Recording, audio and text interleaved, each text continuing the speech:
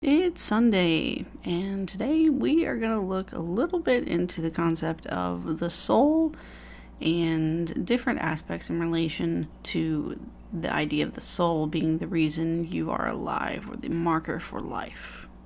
The soul.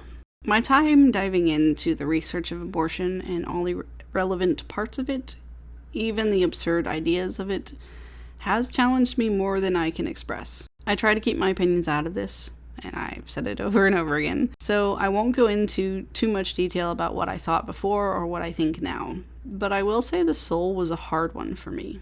I talked about the soul briefly in the previous episode. It makes perfect sense that the origin of the soul would have to be at the establishment of one's DNA. Any later point, and there is no stability in the argument, especially if one tries to connect the soul to some development of a physical characteristic or developmental ability. I can accept that the establishment of DNA means that the being has a soul, and that the soul will no longer exist in this plane once it is terminated. There is an issue of existence, or knowledge of existence, though, that I can't seem to get over.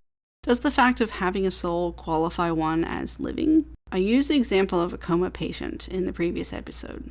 They certainly have a soul, but they are unaware of the fact that they are living. Especially when brainwaves have ceased to be a particular kind, they are in all accounts considered dead, even though they have a soul still, and it has not left their body. Even more, if one is being kept alive through interventions such as a ventilator, how alive do we consider that person to be?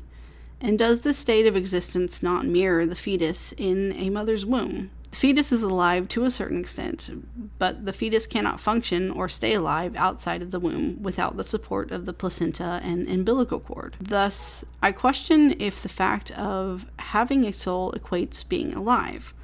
Or is there some middle ground between having a soul, being aware and conscious, and functioning in a living existence?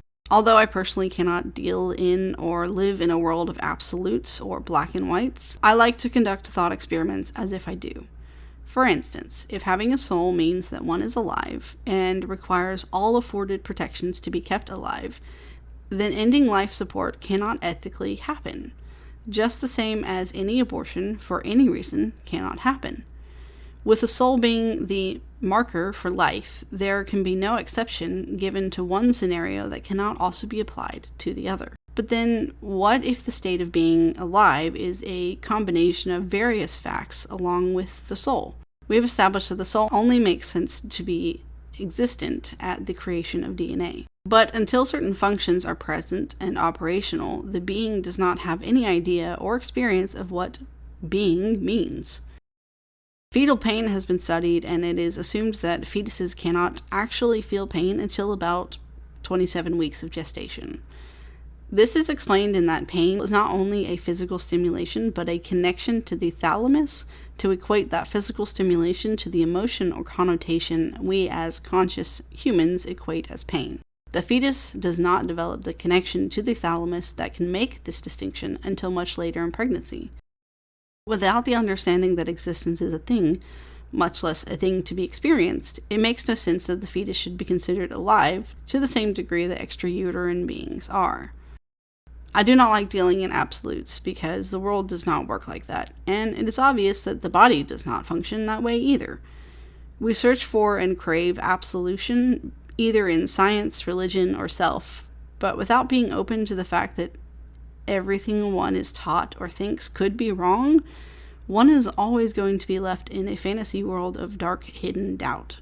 This research project has forced me to say, more times than I would like to admit, that I'm wrong, or that I need to reconsider my thoughts on an aspect of the subject. If I lived in absolution, then I would subject myself to limited learning and likely a life of prideful ignorance. If you are interested in commenting about this episode, you are welcome to.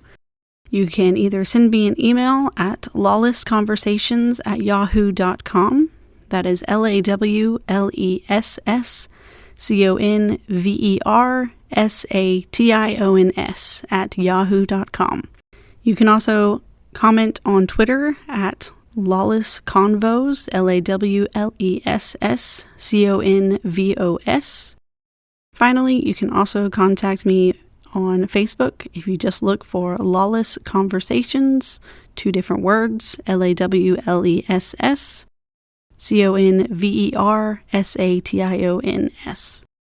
I look forward to hearing from you.